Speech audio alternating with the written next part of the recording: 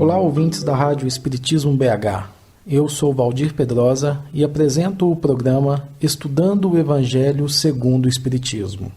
Hoje, iniciaremos o estudo do capítulo 10, Bem-aventurados os que são misericordiosos. Allan Kardec inicia o estudo deste capítulo com uma passagem que se encontra no Evangelho de Jesus, segundo Mateus, capítulo 5, versículo 7. Abre aspas. Bem-aventurados os que são misericordiosos, porque obterão misericórdia. Fecha aspas. Primeiramente, vamos procurar entender o significado da palavra misericórdia. Misericórdia é um sentimento de dor e solidariedade com relação a alguém que sofre uma tragédia pessoal ou que caiu em desgraça, acompanhado do desejo ou da disposição de ajudar ou de salvar essa pessoa. Também pode ser compreendido misericórdia como dó, compaixão, piedade, perdão e indulgência. Clemência, benevolência e indulgência são palavras que muitas vezes aparecem também como sinônimos para misericórdia. Clemência é o sentimento ou a disposição para perdoar as ofensas e ou minorar os castigos.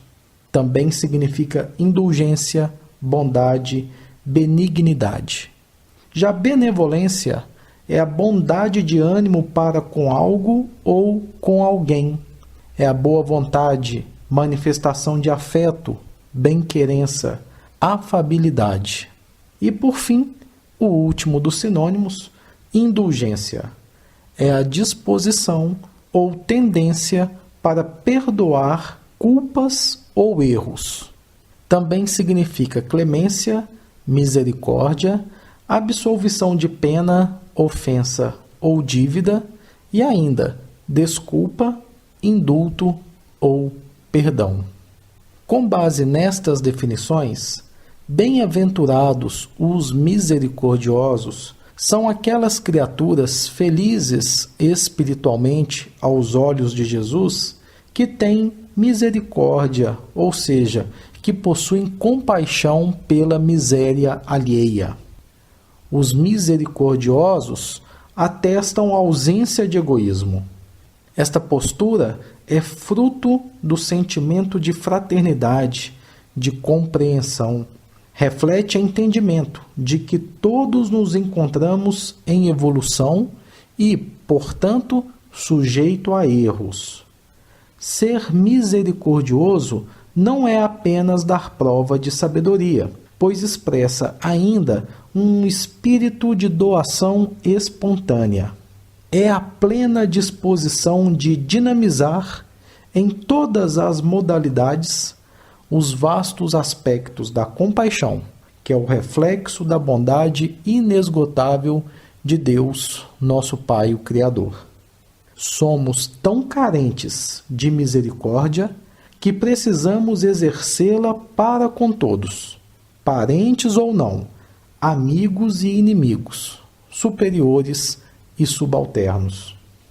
Precisamos nos lembrar do ensinamento contido na oração de São Francisco, de que é dando que se recebe. Se eu pretendo alcançar a misericórdia, é da lei que eu seja misericordioso para com todos.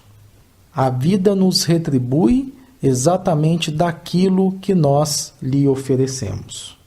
Exercendo a clemência, o perdão, experimentamos o consolo de sermos perdoados, uma vez que também, como devedores perante a lei, a misericórdia por nós exercida redundará em benefício, atenuando no foro de nossa consciência a extensão dos débitos que levamos a efeito. Não é à toa que Pedro, em sua primeira epístola, no capítulo 4, versículo 8, nos diz que, abre aspas, mas, sobretudo, tende ardente amor uns para com os outros, porque o amor cobrirá a multidão de pecados. Fecha aspas.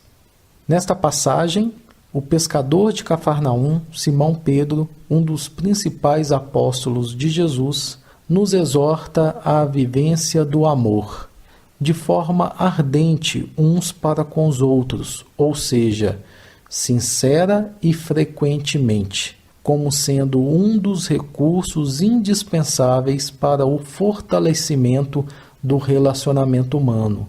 O amor que aqui se apresenta em sua feição de misericórdia, de bondade e de compaixão. Precisamos nos lembrar de que não adianta ser misericordioso se a criatura não guarda a pureza de espírito. Infelizmente, há aquelas pessoas que socorrem as misérias da humanidade, mas não se furtam às misérias de sua própria alma, cultivando vícios e paixões. Allan Kardec nos lembra que a misericórdia é o complemento da brandura, porque aquele indivíduo que não for misericordioso não poderá, consequentemente, ser brando e pacífico. A misericórdia consiste no esquecimento e no perdão das ofensas. O ódio, assim como o rancor, denotam alma sem elevação, ou seja, inferioridade espiritual, demonstram ausência de grandeza. O esquecimento das ofensas é próprio dos espíritos elevados, que pairam acima dos golpes que lhe possam ser desferidos. É por isso que o codificador nos traz mais duas passagens do Evangelho de Jesus segundo Mateus. A primeira está no capítulo 6, versículos 14 e 15. Abre aspas. Se perdoardes aos homens as faltas que cometerem contra vós, também vosso Pai Celestial vos perdoará os pecados. Mas, se não perdoardes aos homens quando vos tenham ofendido, vosso Pai Celestial também não vos perdoará os pecados. Fecha aspas. A segunda passagem, no Evangelho segundo Mateus, capítulo 18, versículos 15, 21 e 22. Abre aspas. Se contra vós pecou vosso irmão, e de fazer-lhe sentir a falta em particular, a sós com ele. Se vos atender, tereis ganho o vosso irmão. Então, aproximando-se dele, disse-lhe Pedro, Senhor, quantas vezes perdoarei a meu irmão quando houver pecado contra mim? Até 7 vezes? Respondeu-lhe Jesus, não vos digo que perdoeis até 7 vezes, mas até 70 vezes 7 vezes. Fecha aspas. Bem, meus amigos, como vocês já devem ter percebido, a tônica deste capítulo de O Evangelho segundo o Espiritismo, bem-aventurados os que são misericordiosos, é destacar a importância do perdão e a necessidade de o cultivarmos diariamente em nossa vida. Nestas passagens que mencionamos, Jesus demonstra a importância da aplicação da lei de causa e efeito. Ou seja, tudo o que nós fizermos, mais cedo ou mais tarde, voltará para nós mesmos. No decorrer dos nossos estudos, veremos que é necessário compreender o nosso companheiro mais problemático, causador de contrariedades, porque também nós, muitas vezes, necessitamos da compreensão dos outros. Aliás, é importante percebermos que, em várias situações, nós nos colocamos como problemáticos ou causadores de contrariedades para as outras pessoas. E, infelizmente, por conveniência ou às vezes por invigilância mesmo, não percebemos essa posição infeliz que em algumas ocasiões nós nos situamos. Pelo diálogo de Simão Pedro com Jesus, fica claro que a necessidade do perdão é infinita e que não existe uma quantidade para praticarmos este ato. Somente a nossa limitação e a falta de paciência é que vão, na verdade, limitar a quantidade de vezes que iremos distribuir o perdão. Podemos até salientar que a quantidade de vezes que vamos perdoar o nosso semelhante não é tão importante, pois não iremos contar. Mas o mais importante é a qualidade do perdão. Não adianta perdoar sem esquecimento do fato gerador, ou perdoar com sentimentos negativos, desejando o mal para a pessoa, entre aspas, perdoada.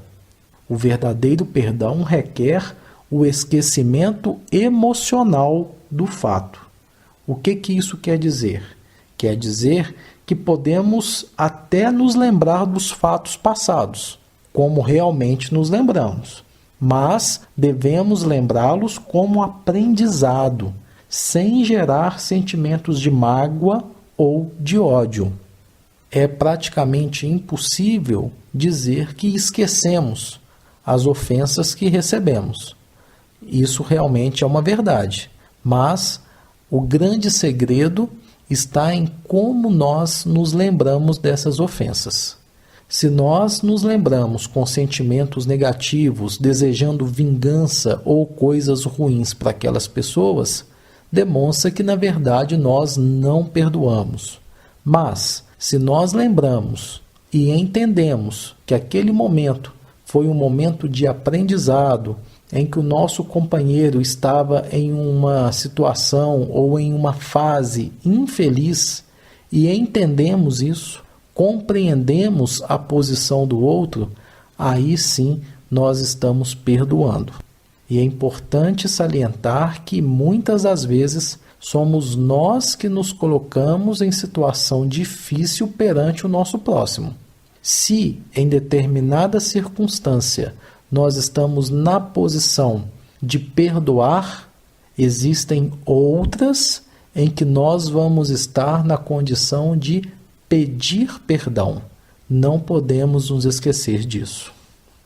Sobre o perdão, Allan Kardec nos propõe a seguinte reflexão: com que direito um homem pediria o perdão de suas próprias faltas, se ele ainda não é capaz de perdoar as faltas cometidas por outras pessoas contra ele? Jesus nos ensina que a misericórdia não deve ter limites. Basta nos lembrarmos quando ele diz a Simão Pedro ser necessário perdoar as faltas ou as ofensas dos nossos irmãos não apenas 7 vezes, mas 70 vezes 7 vezes. Olha, Simão Pedro estava acostumado ao sistema do seu povo de perdoar até 3 vezes. Quando ele propõe a Jesus perdoar 7 vezes, ele entendia que estava sendo extremamente generoso. E, no entanto, a lição de Jesus é muito profunda, porque, de acordo com a tradição hebraica, os números têm significados muito diferentes para nós. Jesus fala em perdoar 70 vezes 7 vezes. Para os hebreus, o número 70 significa todos, sempre. E o número 7 significa um grande número, porém indeterminado. Ou seja, em outras palavras, o que Jesus está ensinando é que de fato é necessário perdoar sempre, perdoar infinitamente.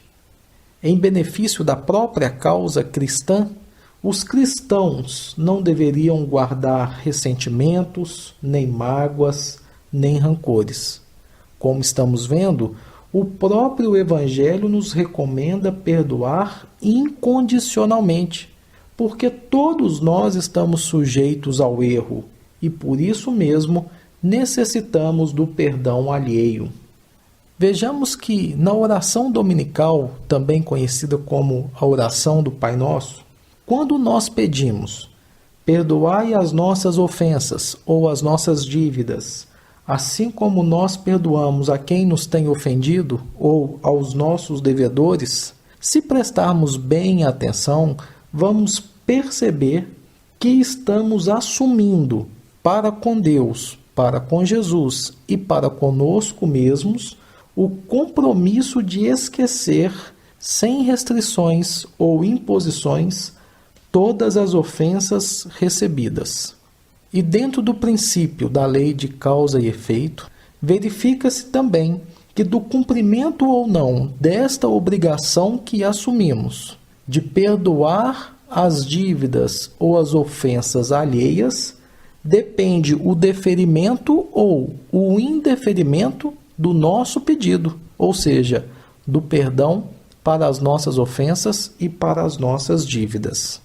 É importante sempre ressaltarmos que aquela pessoa que, de acordo com as suas práticas religiosas, confessa, comunga, recebe a unção, mas que não perdoa os seus devedores, não será perdoado. Ao passo que o que perdoar será perdoado independente de rituais, dogmas ou liturgias. O mesmo vale para nós espíritas. Se nós fazemos obras de caridade, trabalhamos na casa espírita em função do próximo, mas não conseguimos perdoar os nossos devedores, nós também não alcançaremos o perdão que tanto almejamos. É preciso nos desvencilharmos dos rituais, das práticas exteriores e realmente valorizarmos aquilo que Jesus nos ensina, a importância de cultivarmos as suas lições em espírito e verdade através da convivência com os nossos semelhantes. O perdão sincero nos leva a fazer aos adversários aquilo que desejamos que os outros nos façam, pois perdoá-los é perdão para nós mesmos. Se reconhecemos no inimigo de hoje uma vítima do nosso passado culposo, aprendemos que orar por ele é caminhar para a nossa própria libertação espiritual.